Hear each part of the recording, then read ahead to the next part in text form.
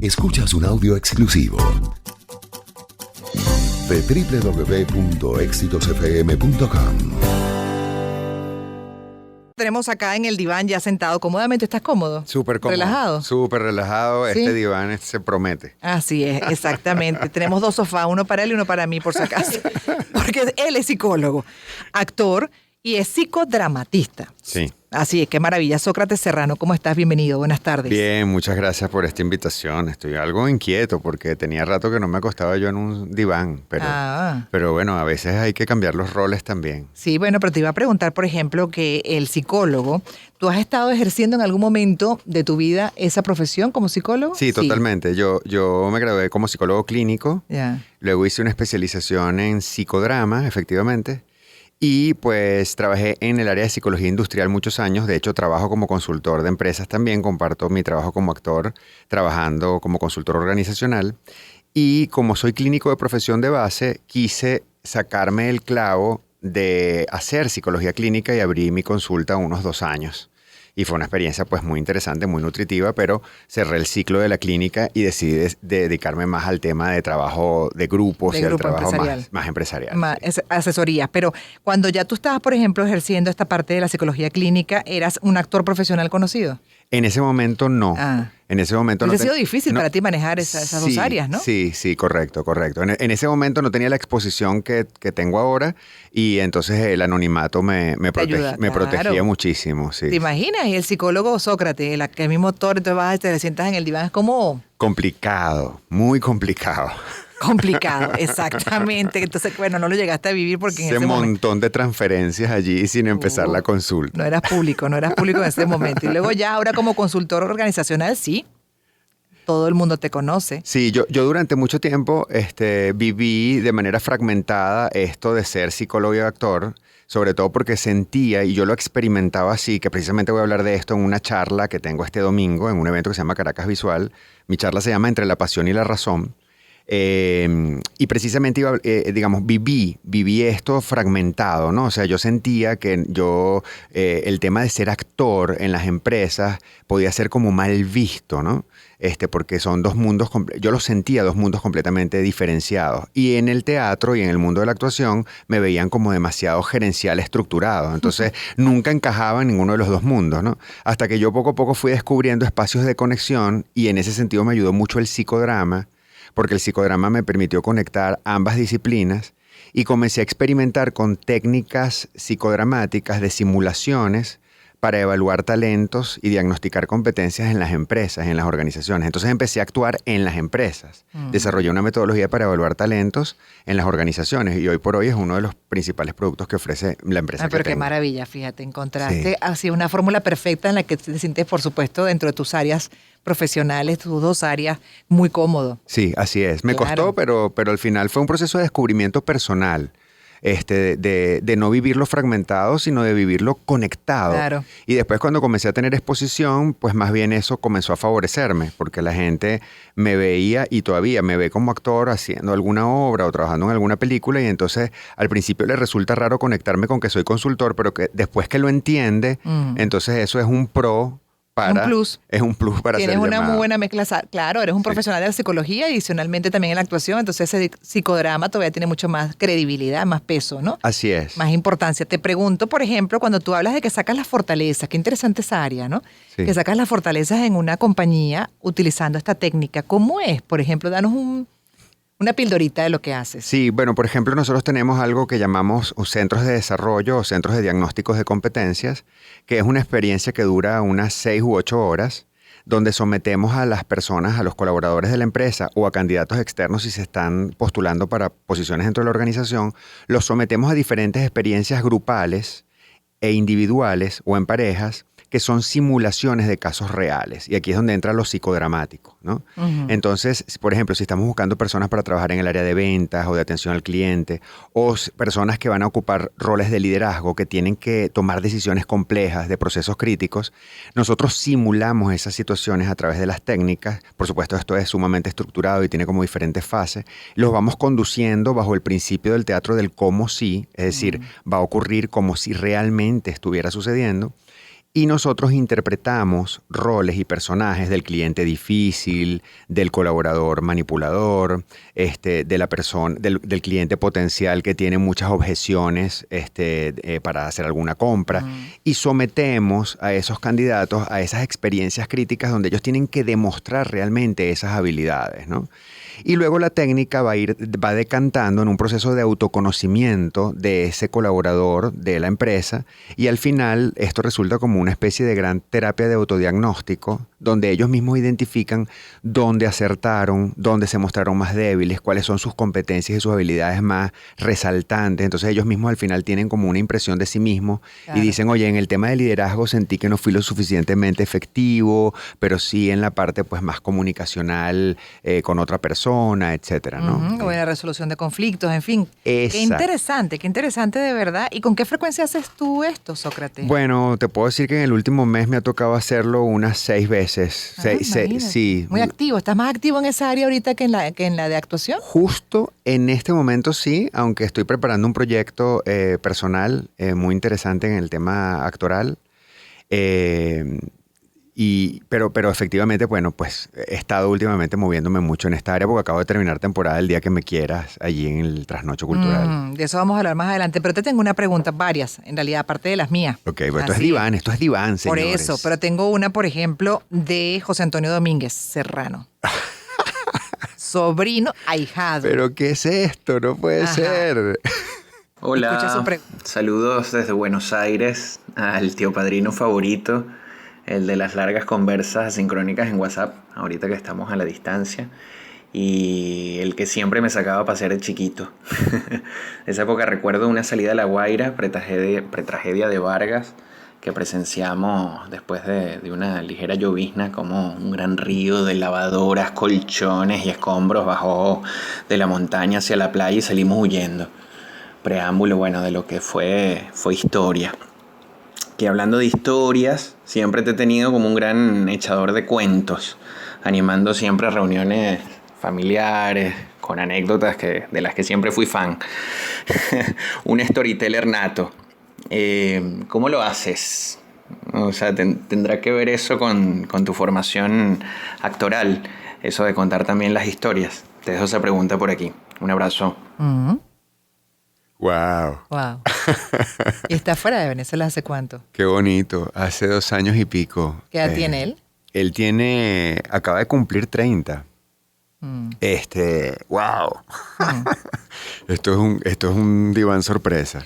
Pero bonito, espero, ¿no? Bonito, muy bonito. Sí. Te conectaste con lo más lindo, me imagino, claro, a través de... Un cariño enorme a José, mi sobrino especial, además, muy, muy, muy conectado. Sí, tenemos conversaciones asincrónicas, les llamamos, ¿no? O sea, nos grabamos por WhatsApp largos mensajes y cuando él los puede escuchar, me los responde y viceversa. Y son conversaciones súper profundas y muy especiales, ¿no?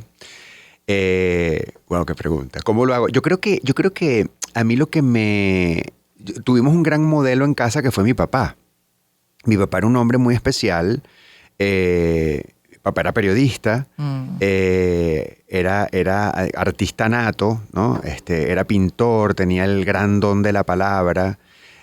Siempre nos contaba sus historias infantiles y de adolescencia, historias a veces fantásticas, o sea, y digo fantásticas casi porque eran de ciencia ficción en oportunidades, y son de esas historias en las cuales mi hermana y yo, la mamá de José Antonio, cuando niños nos preguntábamos, ¿será verdad esto? Y todavía hay algunas que nos preguntamos, ¿será verdad esta Y tu papá historia? decía que sí, que todas eran ciertas. Pero por supuesto, él decía que todas eran ciertas, ¿no?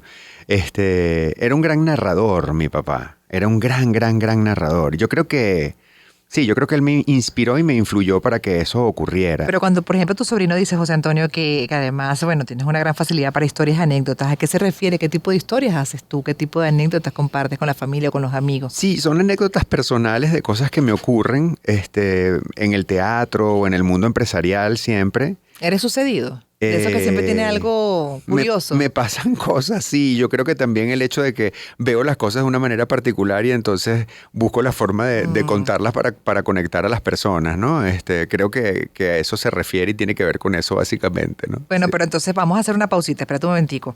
Además, dejo que te recuperes porque vi la emoción que sentiste con tu sobrino José Antonio. Muy bonito, sí. Al regreso, entonces, sería posible que además pienses en una anécdota, una historia, que la compartas con nosotros para darnos una idea de esa habilidad que tienes que describe tu sobrino. Puede ser. Vale. 5:33. Nuestro invitado de hoy en el diván es Sócrates Serrano, actor, es psicólogo, es psicodramatista. Fíjense, además también buena parte de su tiempo en las últimas semanas se lo ha dedicado a su área profesional de la psicología con el psicodrama en las compañías, en esa consultoría que hace, la asesoría en la formación de talentos y el descubrir también fortalezas. Interesantísimo. Todos definitivamente tenemos muchas fortalezas, Sócrates, ¿no? Tú Todos. generalmente te vas por un área, pero al final creo que... A veces nos cerramos a posibilidades, le ponemos etiquetas a nuestro mundo profesional. Y mi gran descubrimiento es que somos lo que nosotros queramos ser y somos nuestra pasión también, ¿no? Entonces nos ponemos nombres y a veces eso nos limita. Seguimos conversando con Sócrates Serrano, actor, es psicólogo. De hecho, lo primero que él estudió fue psicología. Es y después, correcto. exacto, te vas dedicando ya a la actuación. Bueno, a la mitad de la carrera comencé a estudiar actuación. Ah, fíjate, Sí, exactamente. estudié las dos cosas paralelamente. Y psicodramatista. Entonces ya un poco habló de cómo ejerce todavía esa área de la psicología, muy bien combinada con el psicodrama, para lo que es la consultoría, la asesoría de empresas. Quedó pendiente un poco para entender esa habilidad que tienes, que destaca tu sobrino. ¿Cómo es cuentacuentos? Las historias y anécdotas que sueles compartir. Una, por ejemplo, con nosotros. Comparte una de esas que te ocurren y que recuerdas en privado con los amigos. Bueno, la familia a veces también magnifica un poco las habilidades que uno tiene, ¿no? No es lo mismo como lo ven los sobrinos y la gente querida como lo ve el común de la gente, pero una anécdota que puedo compartir ahora que se acerca la Navidad es algo que sucedió en mi casa, porque yo vengo de una familia muy humilde, mis padres, soy hijo de migrantes, llegaron acá a trabajar duro, como mucha gente que ha forjado este país. Españoles. Mi madre española y mi padre chileno de origen croata. Wow. Sí. Y bueno, pues como comentaba, una familia muy humilde y no teníamos a veces para algunas cosas, digamos, algunos lujos o algunas cosas de entretenimiento. Y en un diciembre no teníamos para un pino y mi papá se encontró tirado un pino de Navidad plateado. Era horrendo el pino originalmente. Le estamos hablando de los 70, más o menos, 80. Sí, estamos hablando como finales de los 70, más o menos, sí, ¿no? Sí. Y se llegó a la casa con una gran fiesta porque llegó con el pino, ¿no? Ya, pues tenemos arbolito de Pascua, ¿no? Llegó con su pino, ¿no? Horrendo. Ay, Cuando nosotros vimos el pino, mi hermana y yo nos queríamos morir, pues decíamos, ¿qué es esto tan horrendo? Pues además todos los pinos eran verdes, naturales, olían riquísimo. Y entonces, bueno, la primera pregunta fue, ajá, sí, tenemos pino, pero está bien, es plateado, pero ¿y cómo lo vamos a adornar? No se preocupen, ya vamos a inventar algo, pues. Y entonces él había trabajado en algún momento en un sitio relacionado con gente que vendía pisos y que vendía unas especies de acrílicos para adornar vidrios y ventanas, ¿no? Okay. ¿Sabes? Eran como unas muestras. Los cristales ¿cómo que se llama esta técnica? Vale. Bueno, ya nos vamos a acordar. Eran como cristales, pero entonces estas eran muestras de diferentes tipos de piso de linóleo y de cristales para hacer collage y estas cosas, ¿no? El tema es que eran unos objetos cuadrados que tenían un huequito en la esquina, ¿ok? De múltiples colores. Y entonces a él se le ocurrió que el pino iba a estar adornado de estos elementos tan particulares, ¿no? Entonces el pino no cabía dentro de la casa. Y él decidió, porque nosotros vivíamos en el anexo de una casa en la Florida, entonces él decidió que el pino iba en la puerta de la casa. Pero nosotros vivíamos en el garaje de la casa que él adaptó como vivienda. Dios, ¿y dónde era eso? Eso era en la Alta Florida, en la avenida Los Chaguaramos. Entonces, la puerta de mi casa era una puerta de garaje donde se estacionaba un carro que tenía 2 hojas grandísimas, inmensas, y una de ellas se abría para que la gente entrara a la casa, ¿no? Y él colocó el pino plateado, enorme, gigante, más grande que la puerta, del lado derecho de la puerta que no se abría, y lo adornó con estas muestras de pisos y de cristales. Y además le colocó como una especie de estas boas que se usan de disfraces, sí, que son de colores y brillantes, ¿no? Y luego, con el tiempo, no sé cómo consiguió una instalación de luces y total de que el pino terminó siendo la cosa más abstracta y extravagante de toda la cuadra. La gente se paraba a ver el pino.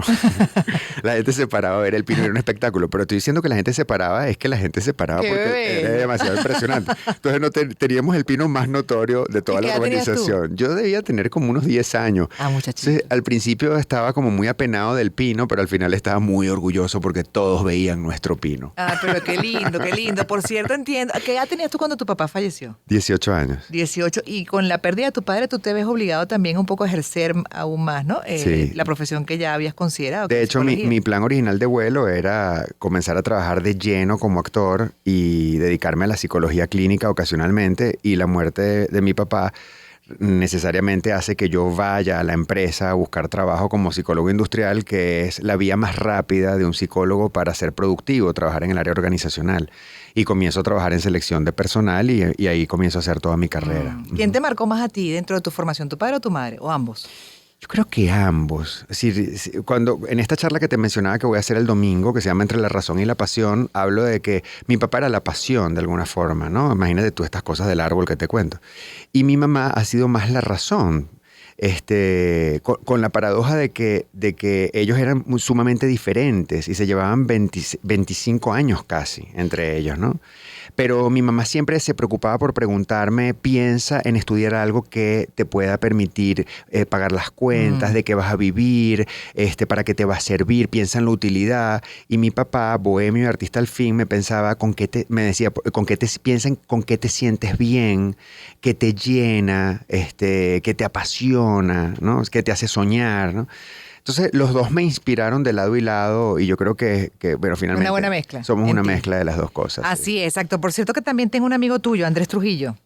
Claro, mi hermano de la vida. Y él también, bueno, hablando de tus habilidades, él te invita a lo siguiente. Hola Sócrates, te habla Andrés Trujillo de Santiago de Chile, en plena primavera.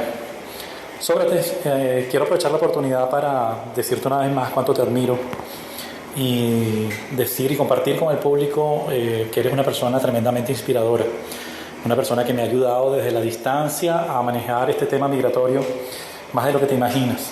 Siempre me pregunto, ¿qué haría Sócrates en este momento? ¿Qué diría Sócrates en este momento? Porque Sócrates tiene la particularidad de transformar cualquier adversidad en una oportunidad, pero de una manera que ustedes no se imaginan. Además, Sócrates tiene un lado muy divertido que muy poca gente conoce. Sócrates es un tipo que es súper serio, que es súper rígido de cuando lo conoces la primera vez, pero cuando se relaja un poquito deja ver ese lado humano más divertido. Yo quisiera, y te pido permiso Gladys, para que le pidas a Sócrates que compartiera algunos de los acentos que él imita, particularmente el gallego, que me parece tan divertido y que muy poca gente ha escuchado. Sócrates, un abrazo grande. Ajá, Sócrates. Tu amigo y tu sobrino te pusieron en un compromiso en esta entrevista, pero además el rígido y estructurado Sócrates, porque tú dices también te describes así, ¿no? Lo soy, soy muy serio. Yo he tenido que, hablando en serio, muchos años de terapia para, como yo digo, darle patadas a ese cuadrado y hacerlo más circular, ¿no? Lo que quiero decir con esa metáfora es que efectivamente yo he tenido que soltarme un poco porque yo siempre he sido muy estructurado. Por eso es que me gusta tanto la actuación, porque el arte siempre te invita a moverte en un espacio de más flexible y de creatividad, ¿no? Estos amigos que lo echan a uno para la calle, ¿vale? No sí, puede bueno, ser. Lánzate. Como dice un amigo, lánzate, viejo. Vamos. Bueno, mujer, pero ¿qué quieres que te diga? Non puedo falar en este momento porque estamos aquí, vamos al aire. ¿Qué te puedo decir? No te puedo decir nada, mujer. Y acabas de hablar como chileno, que también te quedó genial. Cuando hablaste de tu padre, que por más o menos suena así. Tengo una inspiración porque mi mamá es asturiana de nacimiento, pero se crió en Galicia. Entonces, pues mi hermana es galleguiña, mi hermana mayor es galleguiña, y pues todos mis sobrinos por parte de esa hermana nacieron en Galicia, ¿no? Ya. Y cada vez que voy a España, pues comparto mucho tiempo en Galicia. Pero, y yo crecí en la Hermandad Gallega, aquí en Caracas, ¿no? Yo, de hecho, formé parte 7 años del grupo de teatro de la Hermandad Gallega. Ahí comienzo yo a hacer teatro. En el colegio y en la Hermandad Gallega comienzo a conectar con ese mundo. A conectarme con ese mundo. Y pero también, por ejemplo, puedes hablar mexicano, argentino. Pues sí, se me da bastante bien. Tengo esta facilidad con los acentos. Pues sí. ¿Y el argentino? Me está pidiendo que pase de uno a otro. Y bueno, sí, yo tengo, viste, estabilidad, tengo cierta facilidad, viste, para cambiar un poco de acento. Y es lindo, sí, se me da bastante bien. Sí. Muy bien. Te saco de ese compromiso porque además tampoco es mucho de él. Estoy sudando. Pero fíjate, tú también tenemos, bueno, hablando de la actuación que la has mencionado y no hemos desarrollado todavía como es debido, esa parte de tu vida importante. Que como dices, tú también te ha ayudado hasta a soltar tu personalidad rígida y estructurada. Sí. Sheila Monterola. Wow, claro. Ajá, amiga de Sócrates, muy actriz, especial. así es, sobre este tema de la actuación, te pregunta lo siguiente. Sócrates es un príncipe. Sócrates es un bello reversible, como lo he dicho siempre desde que lo conocí. Mi amistad con Sócrates es hermosa, es profunda, es intensa, es inmensa. Hay una admiración y un amor y un respeto y un cariño infinito, y que cada día, a pesar de que no nos vemos mucho, sabemos que estamos ahí el uno para el otro y que nos podemos encontrar en una mirada, en un abrazo. Anécdotas con Sócrates tengo muchísimas, súper importantes, hermosas e intensas. Nosotros hemos tenido la oportunidad de trabajar juntos 2 veces en el cine, y hay una que recuerdo muchísimo, que es la escena cuando grabamos El Malquerido, que hicimos la escena de la muerte. Yo estaba destrozada, a nivel de personaje estaba destrozada, pero yo encontré en Sócrates un bastión, una fuerza interna. Cuando yo volteé y me encontré con esa mirada de empatía, de condolencia, de ven para acá que yo te abrazo, que aguántate aquí, bueno, yo me desbordé, sentí que incluso se me fueron los tiempos. Pero lo que yo sentí, el vínculo que yo sentí con Sócrates en ese momento para esa escena fue súper importante para mí. ¿Qué pregunta le puedo hacer? Sócrates, ¿cuál es el personaje de Sueños de Sócrates Serrano? Ajá, el personaje que quieres hacer, que quieres interpretar, que te quita el sueño. Bueno, qué bella Sheila, ¿vale? Qué profundos somos. Estamos en el mismo club de los intensos. Qué bella, hermosa. Esa película, además, dirigida por Diego Rísquez, ¿no? Fue muy especial, esa secuencia fue muy linda. Ella interpretaba a la mamá de Pirela y yo interpretaba al abogado de los Pirela. Y era la escena donde a ella le decían que él había fallecido, ¿no? Bueno, esta pregunta me conecta con algo de lo que te quiero hablar, que es en mi proyecto actual de teatro, ¿no? El personaje que ahora me mueve el piso y en el que estoy trabajando de una manera muy particular es José Gregorio Hernández. ¡Wow! Sí. Y justo ahora estoy trabajando, estoy ensayando y a punto de estrenar una pieza que se llama Gregory Canal de Fe, que es una pieza que habla de mi proceso de sanación del cáncer y mi conexión con José Gregorio Hernández. ¿Cómo fue? ¿Hace cuándo también, Sócrates? Bueno, yo viví todo el 2018 mi proceso de sanación. Fui diagnosticado en diciembre del 2017. Y bueno, pues pasé todo mi proceso de sanación, radioterapia, quimioterapia, cirugía durante todo el año 2018. Afortunadamente, y gracias a Dios, pues pude superarlo. Fue un adenocarcinoma que fue detectado a tiempo. Tenía un tamaño controlable. Y bueno, pues pude salir adelante con esta historia. Por supuesto sigo en chequeos como todos los pacientes oncológicos. Sabes que estamos en chequeo trimestral durante 2 años. Después pasamos a un formato de 6 meses, después anual. Y así pues... Hasta 5 años y así. Tienes que estar siempre en control. Porque... Exactamente. Y bueno, pues con esta pieza lo que decidí fue contar mi historia. Y de una manera, como una manera de inspirar a otras personas que pueden pasar por un proceso similar. Y también de alguna forma es una especie de homenaje a todo mi proceso de transformación espiritual a través de la fe y a José Gregorio Hernández, porque siento que me conectó de una manera muy especial. Entonces en esta pieza hablo de eso, de mi transformación de mi sistema de creencias, de la aparición en mi vida de José Gregorio Hernández. ¿Cómo apareció en tu vida en este proceso? Mi hermana un día, cuando yo recién fui diagnosticado, me dijo, vístete que vamos a casa de Gregory. Y yo no entendía nada de lo que me estaba diciendo, estaba muy abrumado emocionalmente. Y yo le dije, ¿casa de quién? Y me dice, vamos a casa de Gregory en la Candelaria, me dijo. Y yo le dije, ¿quién es Gregory? Y me dice, José Gregorio, chico, Goyito, en la Candelaria, vamos a la iglesia.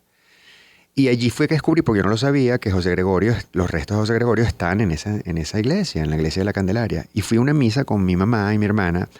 Mi papá era ateo, de izquierda radical. Mi mamá es católica, conservadora de derecha, otra vez. La razón y la pasión. Y yo crecí en un ambiente muy crítico hacia la religión en general. Y mi papá abrió la puerta de que nosotros escogiéramos la religión que quisiéramos cuando creciéramos, ¿no? No nos quiso bautizar bajo una religión específica, ¿no? Por lo tanto, yo tenía siempre una actitud muy crítica. ¿Y tú llegaste a escoger una religión en el camino ya grande? Bueno, pues en este momento he tenido una renovación con el tema espiritual muy particular y me ha acercado mucho al mundo de la espiritualidad. Y lo que te puedo decir en este momento es que por eso quiero hacer este trabajo, porque es una manera de contar mi historia e inspirar y de seguir procesando lo que me está pasando, porque efectivamente lo que descubrí a partir de esa experiencia fue una conexión muy importante con la fe como energía transformadora y creadora, y para mí con José Gregorio Hernández como ícono de esa transformación. Y me pasaron muchas cosas con él. Yo pudiera explicarlas todas desde el punto de vista científico, psicológico, a través de la sugestión, a través de una serie de fenómenos psicológicos particulares, porque es mi especialidad, ¿verdad? Pero yo decidí en algún momento del proceso no explicar nada y creer. Y eso me permitió luchar de una manera especial y transformar y salir adelante. Y de eso quiero hablar y de eso hablo. En esta obra que vas a estrenar en el mes de noviembre. Hay que verla. Se llama Gregory Canal de Fe, es dirigida por Miguel Isa. Además, el trabajo con Miguel ha sido un trabajo maravilloso porque Miguel viene del mundo de la danza y es especialista en el tema de dramaturgia física corporal. Y yo al principio no podía escribir y Miguel me decía, siéntate a escribir. Y yo me sentaba a escribir una línea y lloraba. Entonces emocionalmente no estaba listo para hacerlo. Y me dijo, no te preocupes, vamos a trabajar con el cuerpo y vamos a empezar a construir la obra con el cuerpo. Me comenzó a dar imágenes, me comenzó a dar bloques de palabras y me dijo, construye secuencias físicas con estas palabras. Entonces me daba un bloque de palabras, por ejemplo, que era quimioterapia, biopsia, quirófano, sala de espera. Y yo con esas palabras comencé a construir una rutina física y eso se comenzó a pegar y se comenzó a armar en una secuencia y en un viaje que hace este personaje, que soy yo mismo. Y luego de que eso estuvo listo, cuando yo estaba emocionalmente más recuperado, él me trajo un montón de textos de diferentes autores y me dijo, ¿esto te suena? ¿Es válido para ti? Y yo le dije, no resulta por completo. Entonces él armó un primer preguión y me dijo, ¿esto te gusta? Y le dije, no. Entonces inspírate en esto y escribe. Y ahí nació el texto de la obra y ahora pues hemos estado conectando ambos mundos, ¿no? Yo hice una pequeña investigación de cartas de José Gregorio Hernández cuando estuvo en París, en Nueva York y en Italia, las cartas que le enviaba a sus familiares y amigos, y de un libro que escribió José Gregorio Hernández que se llama Tratado de Filosofía, y conecté mis propios textos y reflexiones con esos textos de José Gregorio Hernández. Entonces en la pieza hay dos voces, la voz de José Gregorio en off, que es la conexión de este personaje, que soy yo mismo, como decía, y pues mis propias reflexiones en las diferentes etapas de mi proceso, desde antes del diagnóstico, después del diagnóstico y en el proceso de sanación hasta el día de hoy. Con las creencias que estabas comentando que son fundamentales, que el sistema de creencias, bueno, también hay quienes se han especializado en esa materia, incluso médicos tradicionales que están cada vez más convencidos de la psiconeuroinmunología, por ejemplo. Y lo desarrollan además también y van apuntando hacia allá, además de la inmunoterapia para tratamientos de cáncer también efectivo porque atiende al sistema inmunológico y el tema de pensamiento, sentimiento y acción está muy conectado. Entonces tú te has preguntado, Sócrates, yo sé que esto es muy prematuro y ya para terminar me queda un minuto, esta obra de arte, de teatro es como un comienzo de creo que otra etapa en tu vida porque además es sobre la base de tu experiencia el poder crear un sistema de creencias que te permita la sanación, eso es también una herramienta fundamental en los tiempos que vivimos para compartir con otros. Sin duda, sin duda. ¿Y siendo psicólogo? Sí, totalmente. De hecho, bueno, en esta primera etapa donde yo tengo, pues emocionalmente estoy un poco más asentado porque, bueno, por supuesto esto fue un renacimiento literalmente, todo lo que viví. Lo que quiero es compartirlo para generar un espacio de catarsis y conexión colectiva emocional.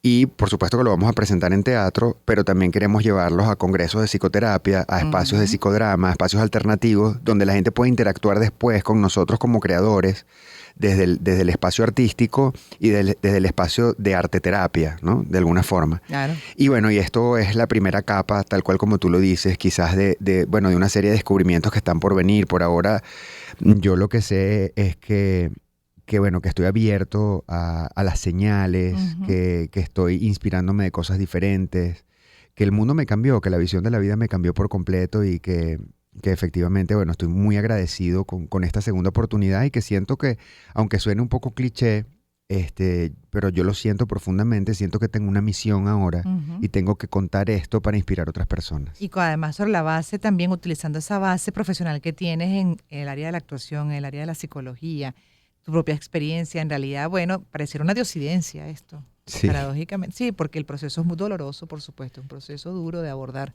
Pero una vez que lo has superado también, cuando tienes ese tipo de análisis y reflexiones interesantes que te pueden además justificar y después con acciones justificar aún más, ¿no? El Sin proceso duda. vivido, yo creo que al final lo que concluyo es que son como diosidencias, ¿no? O sea, es así como que la vida te dice, mi amor, mira, este es parte de tu camino. Un día yo me levanté y cepillándome los dientes frente al espejo, tuve la seguridad absoluta, la certeza absoluta de que tenía que contar una historia en teatro sobre mi experiencia con José Gregorio. O sea, fue así. Simplemente lo entendí y a partir de ese momento comencé a trabajar con respecto a eso. Bueno, ya después hablaremos entonces cuando estés listo ¿Cómo para el estreno de la obra que se va a llamar Gregory, Canal de Fe. Maravilloso. ¿La vas a presentar en dónde? Por ahora estamos negociando el espacio La Viga en el Centro Cultural Chacao y en la Sala Plural en el Trasnocho Cultural. Listo. Gracias por haber venido hoy al estudio, además, a compartir con nosotros un poco de tu vida. Gracias, fue una sorpresa especial este diván. De hecho, teníamos a Lil Quintero también, amiga tuya. ¡Wow, Lil! Y quedó por súper. fuera por razones de tiempo, pero de hecho ella preguntaba cuál es el personaje más complejo que te ha tocado en teatro. Y creo que se refería un tanto también un poco a esto que estás asumiendo ahorita. Sí, este es muy complejo y también lo fue Raskolnikov en Crimen y Castigo. Ah, también. Sí, sí. Seguiremos conversando contigo. Espero que se repita una segunda parte Muchas de tu gracias. diván, Sócrates. Un placer este diván y una sorpresa muy, muy, muy, muy chévere. de Qué verdad, bueno, muy qué cálida. bueno. Gracias. Cariño, admiración, todo lo mejor siempre. Un placer.